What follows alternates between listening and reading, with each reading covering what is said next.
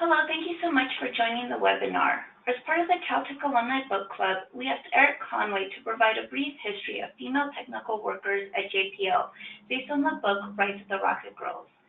Erik Conway is the JPL historian. He completed a PhD from the University of Minnesota in 1998 with a dissertation on the development of aircraft landing aids. Most of his work has been at the intersection of science and technology in the later 20th century, and mostly related to aerospace. For the last few years, he has been working on a history of Mars exploration, which was published in 2015 by Johns Hopkins University Press. He's also been published about the history of climate science.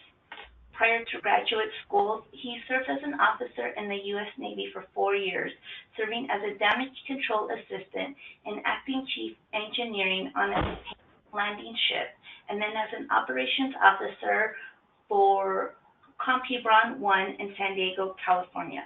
Please welcome Erik Conway. Hi, everyone. Thanks for coming. I hope I can make this a little lively. I'm not the best at speaking into a computer screen, and there's no way to gauge audience reaction. But thanks again for coming, and I hope this is informative. So a little bit of a prelude before I get into the main story.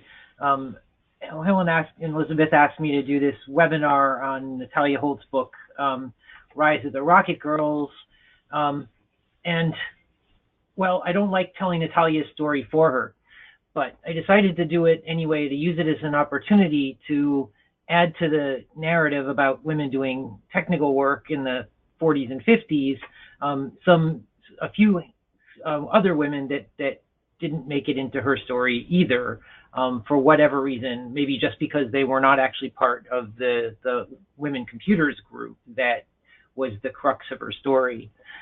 Now, I think if there's this part of a book club, maybe you've all read this, but maybe not.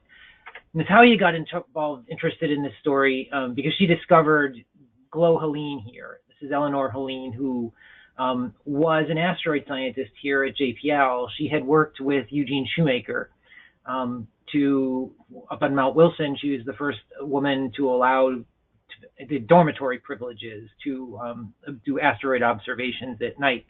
And she observed with Gene Shoemaker from about 72 to 82. They had about a bit of a falling out. And Natalia was surprised that there was a woman scientist this early.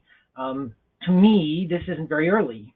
As a historian of science, I was well aware, for example, that the Harvard College Observatory had used women to do both computational work as well as processing of glass plate negatives that were recorded there.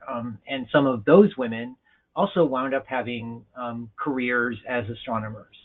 So this wasn't news to me, and I sort of filed it away, except I was asked back in 2007 to do an article on the women's computers group that Natalia wrote about by one of the last of these women computers to be hired, whose name was Sylvia Miller.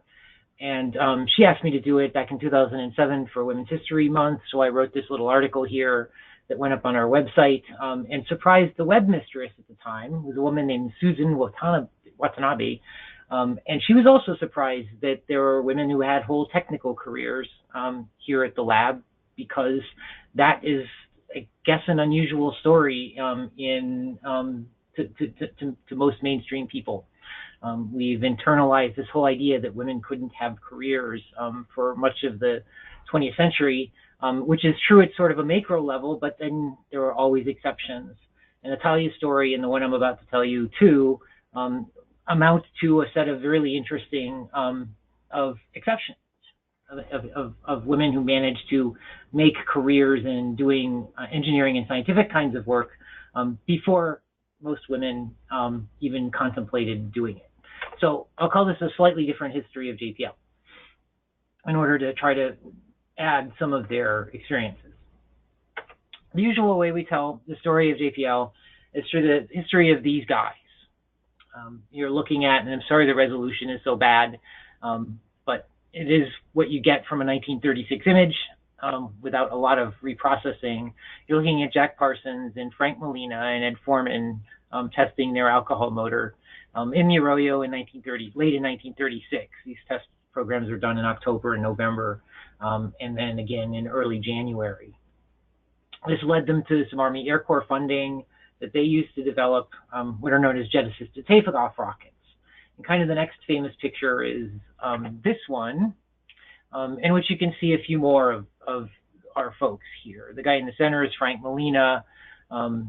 To your left as you're looking at it, to his right is Ed Foreman. Continuing to go left is Parsons again.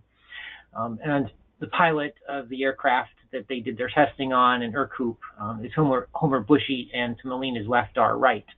We don't know who the two workers from the Army are in the picture. Their accomplishment was this flight beginning. That's the Coupe. Coupes, they use an Coupe because it's a very, very light airplane, under 1,000 pounds, with motor, pilot, etc. And these rockets were very small. They're 12-pound motors. There are 6 or 8 of them, depending on which flight you're looking at. And this is the origin. This is the origin story we like to tell ourselves of JPL. But there's another image that doesn't get much attention. And again, sorry, this is really bad. The image is degraded. The negative in this one is even degraded. You can't quite tell, but the Coupe's propeller in this case has been removed. And I've circled the person who's out of place. This is a woman by the name of Barbara Canwright. When Molina first started to get money from the Army to do this development work, he hired Barbara Canwright and her husband Richard as computers to do all the calculations that they understood that they would need to help out with it. Now, Richard Canwright worked here until 1952 when he took a job at Douglas Aircraft. He was promoted to engineer a couple of years after this Coupe set of tests from the computer title. She never was. I can't tell you what happened to her, though. The records that we have don't say anything about it. And partly you'll see that much of what we know about the lab's past came from the employee newsletter that was run by what was then known as the Employee Recreations Committee. But that didn't start till 1951. So my guess, and it's only a guess because I may never actually know for sure, is that she had already left by then. But again, her husband Richard left in 1952. He worked on an underwater rocket torpedo project during World War II. And afterwards, he seems to have become interested in cryogenic propellants for rockets, which JPL was not really very much involved with, whereas Douglas was. The way that Barbara Canwright and her husband got these jobs is that Molina already knew them socially from Caltech. He was a student there, drove a truck for employment to make money while he was in graduate school, and she had just been a typist in the area, but had good math skills. But I wish I could tell you more about what happened to Barbara Canwright, but I can't. But this picture lets me move into the idea of JPL starting to grow, as well as starting to add women who would become part of its technical community. This is actually a picture of JPL in 1945. You see it's grown quite a bit since that early set of pictures in the Arroyo. Some of these buildings are still here. The building, the sort of row of very small buildings, though, is gone. That was the rocket test pit area. That's been replaced by a parking lot now, but the structures around it are mostly still there. By 1945, there were 5 computers at by 1942, there were 5 computers working at JPL. By 1945, the group was over 10. The lab also changed direction during World War II. It ceased to be oriented towards those jet-assisted takeoff rockets. In 1943, it's reoriented towards ballistic missiles. And these are a couple of mock-ups of their first test missile at the bottom, the private, and then their larger, intended to be a short-range ballistic missile, sort of up above their heads, held up on 2 frames.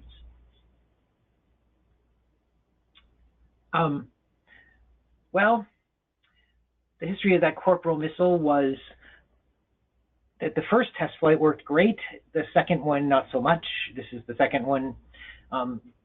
the guys at the time had enough of a sense of humor that they showed this as a gag reel. But here I illustrate the idea that the rocket business was a tough one. And it also brought in this, the idea to switch from using solid fuels to liquid, brought in the need for chemists, propellant chemists, in really a radically new field.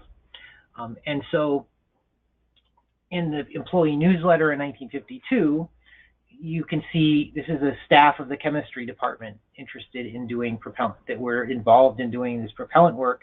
And I've circled 2 women of the 4 in the image. These 2 were hired as chemists, not as computers, not as lab assistants, not as secretaries. One graduated from Barnard College in 1943, I think it is. My notes are a little bit hidden. The other is Lois Taylor, hired from the University of Connecticut. Well, she graduated in 1942.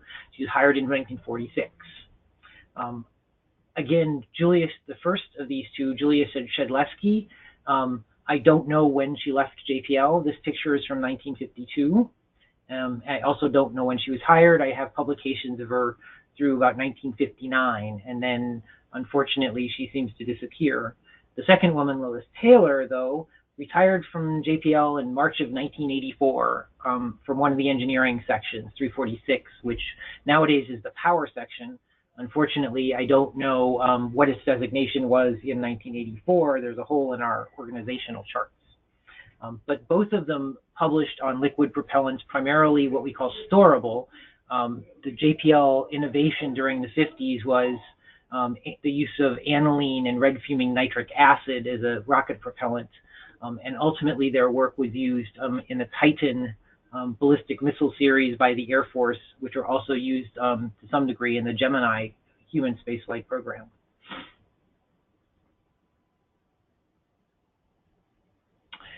JPL grew a lot during this era. In 1951, 800 people worked here, but I want to call your attention towards the professional workforce. You see, at the bachelor's degree level, about 11% of the workforce, 92 people. The master's degree, 74, but at the PhD level, only 28. We went back to that chemistry picture earlier, you'd see that most of the male chemists didn't have PhDs either. It wasn't a requirement to work here. For our engineering staff, it still isn't. Most of the scientists are PhDs now, but most of the engineers here are still hired with bachelor's degrees and might get master's degrees later on in their career. But PhDs were never required. So the one comment I'll make is that sometimes we reimpose on the past this idea that, well, if you don't have a PhD, you can't be a scientist, but that wasn't true in the 1940s, and was certainly not true at JPL. Again, we had these women chemists who were doing technical work on propellants and publishing under their own names throughout that decade of the 1950s. Now, Natalia's story really is focused around this picture, and here I've kind of marked up the people I'll talk a little bit more about in this talk. The red circle I put around the supervisor of this women's computers group, Macy Roberts, who was hired from being an auditor for the Internal Revenue Service. The blue circle is the first African-American woman computer. We hired Janez Lawson, who was hired in '52 with a degree in chemical engineering from UCLA. Her father had been a prominent politician in Santa Monica, and she came here for just a few years before leaving, have children, but then she had a career at another aerospace company afterwards. White circle is someone that I was a little surprised Natalia didn't manage to dig up much material on, is Phyllis Buwalda. She was actually hired, she finished a degree in engineering science from one of the local colleges here in the Pasadena area, actually out in the Pomona area. In 1945, she was hired at Caltech in '46, doing what I don't know, but she was hired into this computing group at JPL in 1950.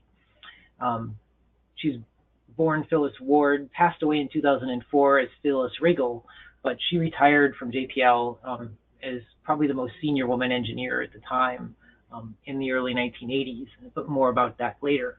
And finally, behind Macy Roberts, I don't have a circle for, is Barbara Paulson. The circles would have just blocked each other if I tried to do it. She was hired, Barbara Lewis, and was hired in 1946 and became supervisor when Roberts retired. This is a computer room in 1955. Again, and here Macy Roberts is standing on the right side of the screen, instructing one of the other women computers. Barbara Paulson is back on the phone, and Helen Ling is sort of the second desk on the left. She has an interesting story that her own heritage was mainland China. She moved to Pasadena, or excuse me, she moved to Notre Dame on a fellowship in 1946, and then came west to Pasadena in 1953. She is, and Talia tells the story in her book that her brother came to JPL first as a mechanical engineer, as a structural engineer, and that's how she found out about the JPL job, through her brother. And she worked here for several decades after that, running the computer center for a good bit of time. To say a little bit about what the computer group did, this is one of the earliest, this is probably the earliest large two-stage rocket, is a fusion of a V2 rocket and the JPL built WAC Corporal. This particular flight is Bumper 8, probably the most successful of these.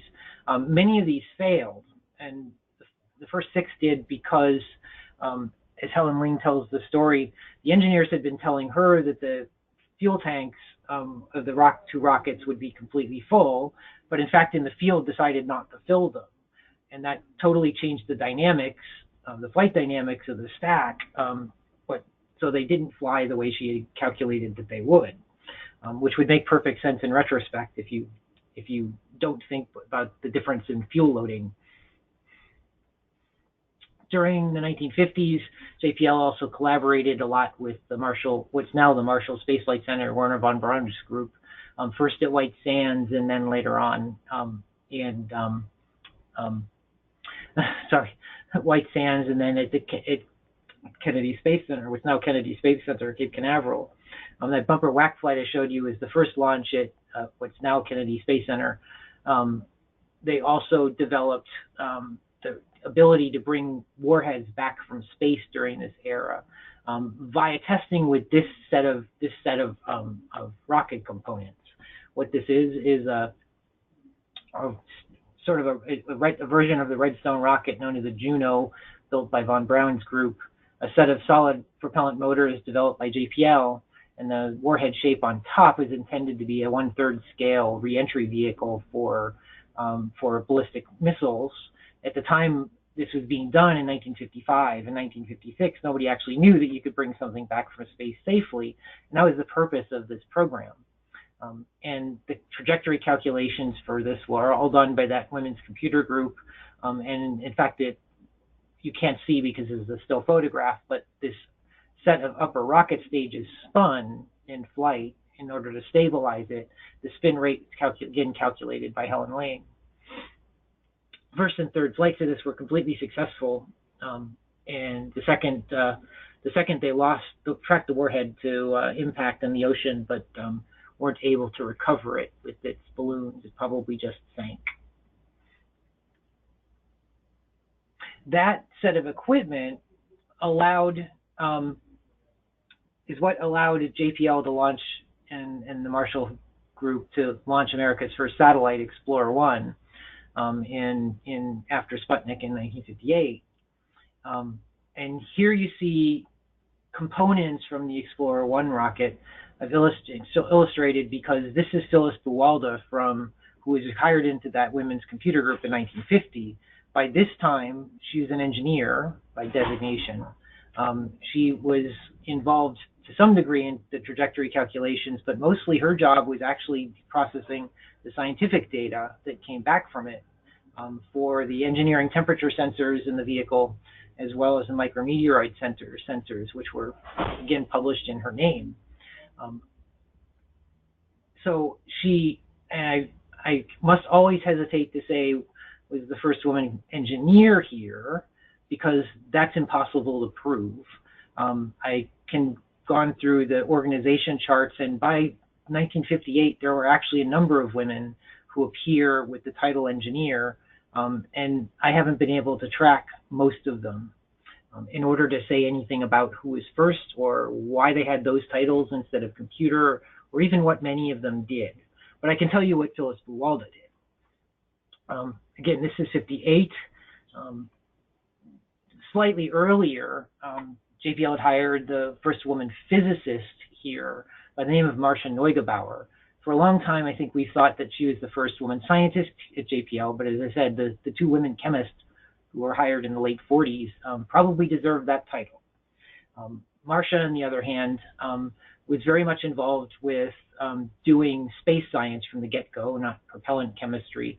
And here you see that I've put up the proposal title for the lunar capsule that was on the second set of Ranger missions to the moon, which didn't succeed because the spacecraft failed, not because the seismometer did.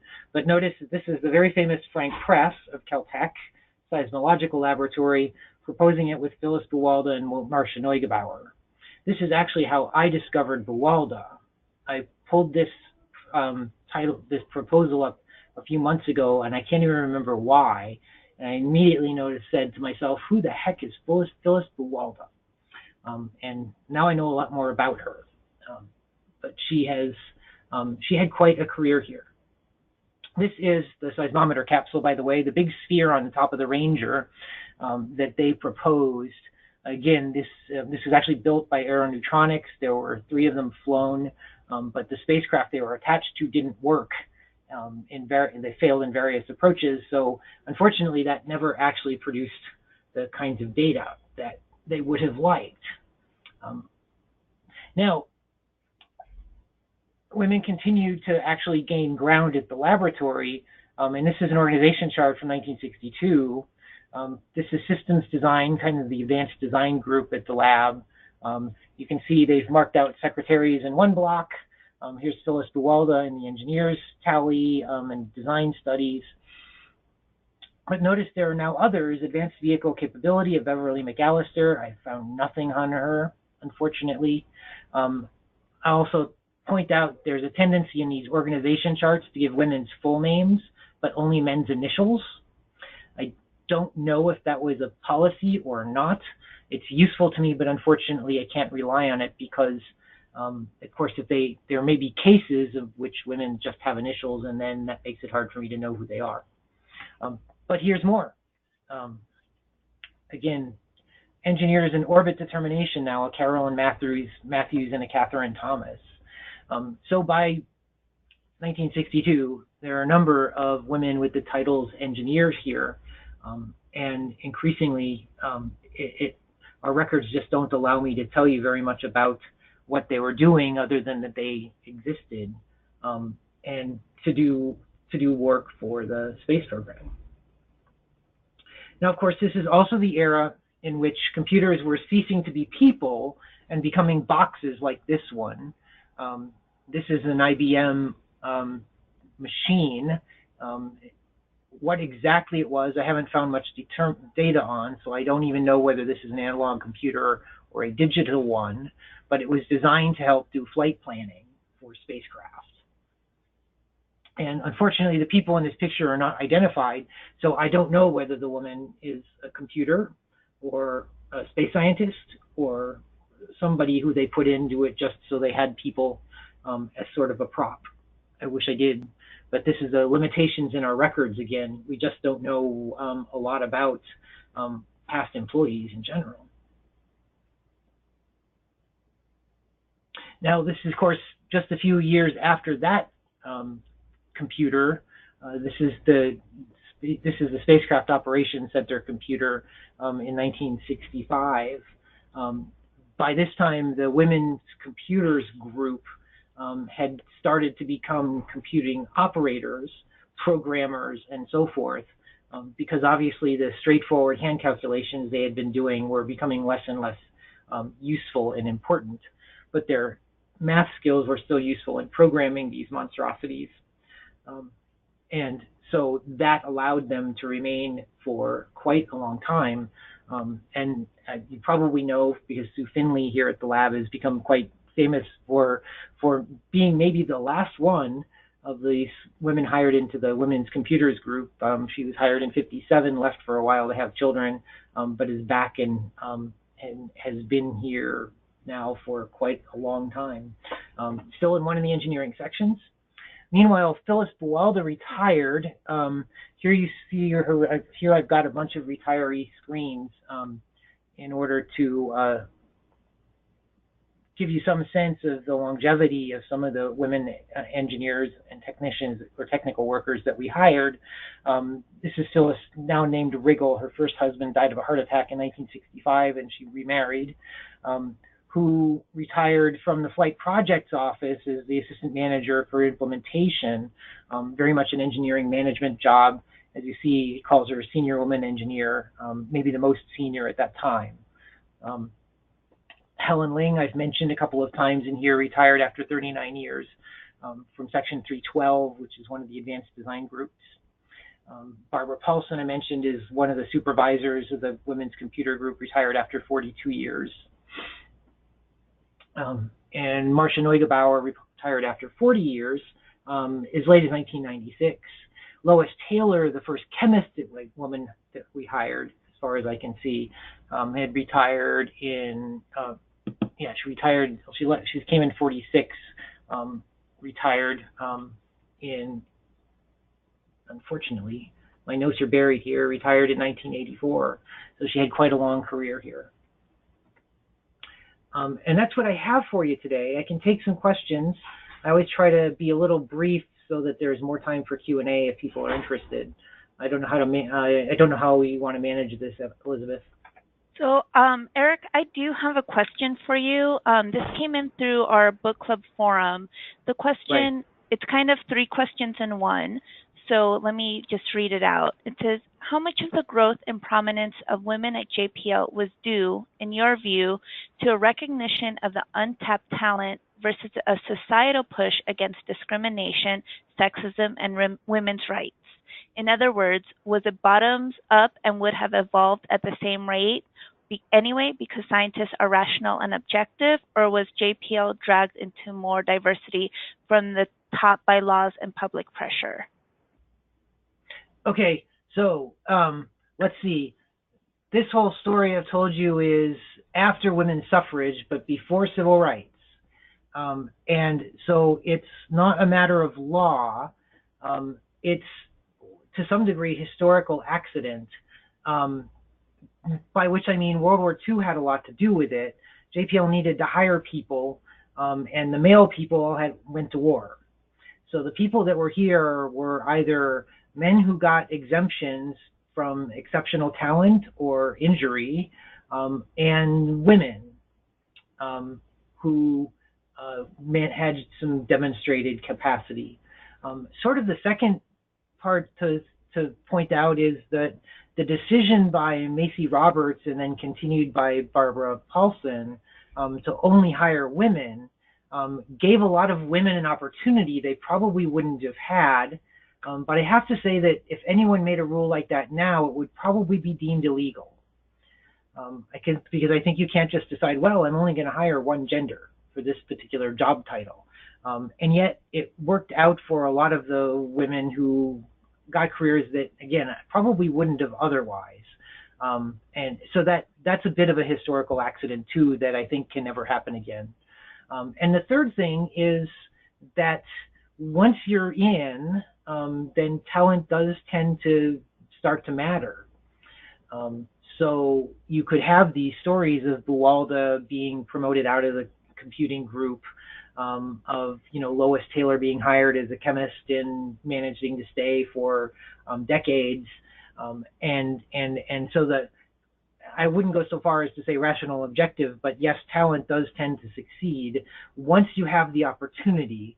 And really, it's the issue of how do you make the opportunities? And I guess the last thing I'd say is that women are still terribly underrepresented here, largely because despite all the laws, because there's not enough women that go into engineering disciplines at the university level, and no amount of law can make you hire a talent pool that doesn't exist because it's not being created in the educational system. Thank you for that. I have a note somebody wanted me to pass on to you that there is a Walda Room located on campus. We believe it's in one of the geological sciences building, actually. Yeah, except she's not related to that, unfortunately. That's what I went down that little rat hole when I was trying to figure out who she was too. I discovered the faculty member that was named Walda, and as far as I can see, there wasn't a relationship. But remember that Walda was her first married name, but the person she hired didn't seem to be on that family line, as far as I could tell. But I could be wrong. Family relations can be complicated sometimes. Yes. But I did explore that. To the extent that we can know, how reasonable a time did they have to work? That was another question that came in. I'm not sure what the question is trying to ask. I think it was like a typical work day, how many hours they may have had to work. I believe I'm interpreting the question that way. Well, that varies over with what's going on. Around missions,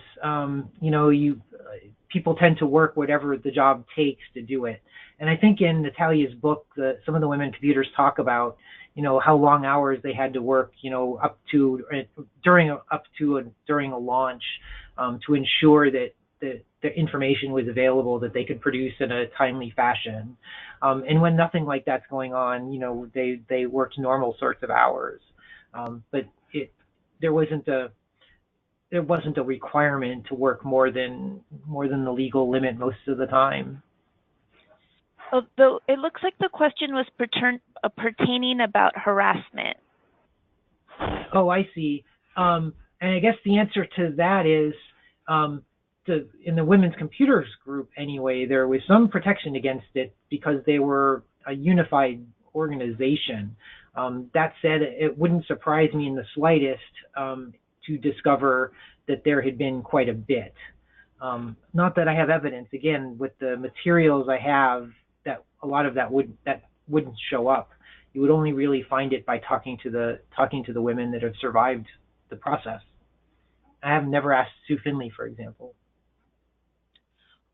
When I've spoken to her, she just goes on how JPL is and was a great place to work. I have that actually in a video from her when I was talking to her about the book club. I'm not sure if you can answer this one. This question is, as computers, what sort of calculations did they compute? Did they solve differential equations? I'm not sure what that word is. And if so, who developed the DES they solved? I don't know what I don't know what DES is, but in the 50s, most of the computing work was trajectories, weight and balance issues for missiles and so on. Did they have to solve differential equations? The answer is yes, but there is a decomposition method to do that arithmetically, as I understand things anyway. And so to me, the interesting question is, did all of the women actually know what they were doing? I know some of them did, but some that I've interviewed were actually not exactly sure what they were calculating. I don't know whether that's memory loss, though, because it's been a very long time, or whether they really just didn't know what the math they were doing was for, which I find hard to believe, frankly. But that's what I've been told. DEs are differential equations, by the way. So it's just an abbreviation for differential equation. Okay. Yep. I heard DES, and I was thinking something else. Yeah, I was just reading it as it came up on the screen. Once the computers were renamed engineers, was their salary competitive with the men engineers? That I have no idea. I haven't seen pay scale for that.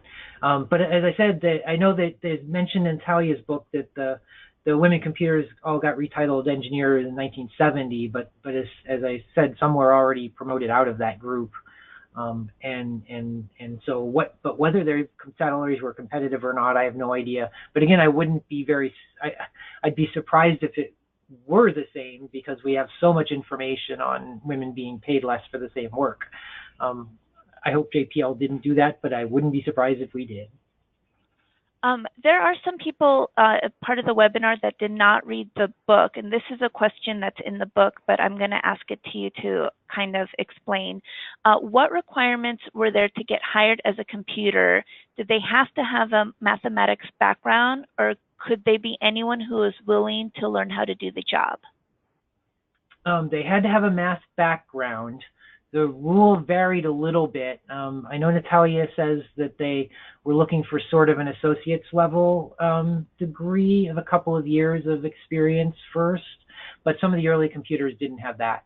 As I understand it, what Macy Roberts did was test people on their skills on the spot, and that was the principal test of getting hired.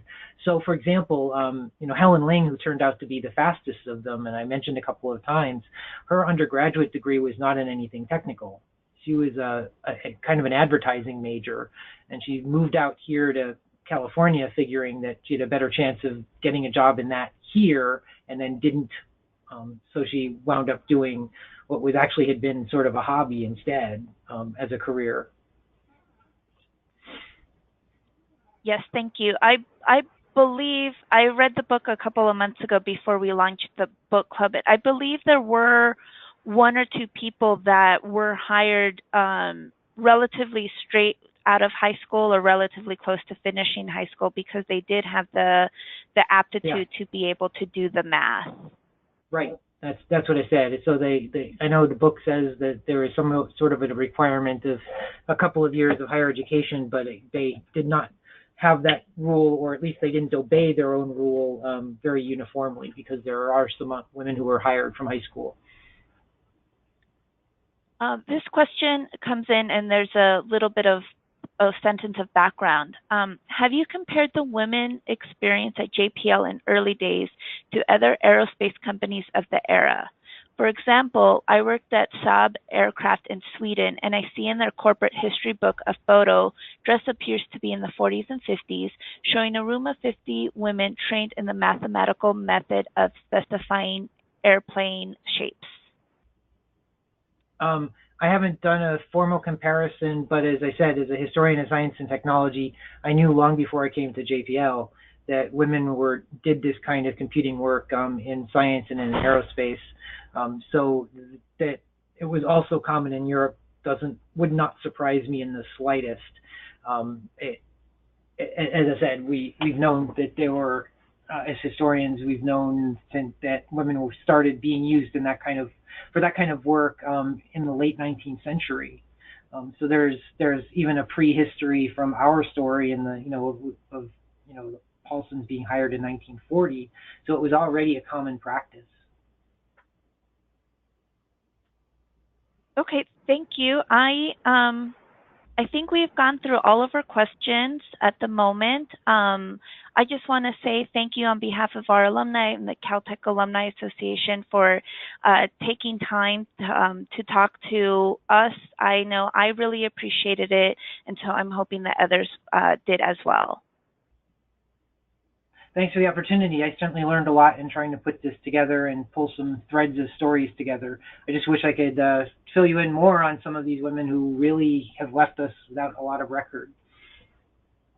Yeah, it's unfortunate, but I think that I'm hoping with the realization that we're missing these records that people will start to come out, and maybe we'll get children coming out and saying, oh, that was my mom, that was my aunt, or something, and maybe we can build a more complete profile. Yeah, someone hears from Lois Taylor. I'd love to hear from her. I haven't found an obituary. I went looking. So she would be the first woman scientist here, I think. If I could validate it, I'd love to. Okay, I will help Thanks spread much. the word, and if anyone else can help spread the word for Erik, that would be great. Thank you so much, Erik. Thank you very so much for the opportunity. Bye.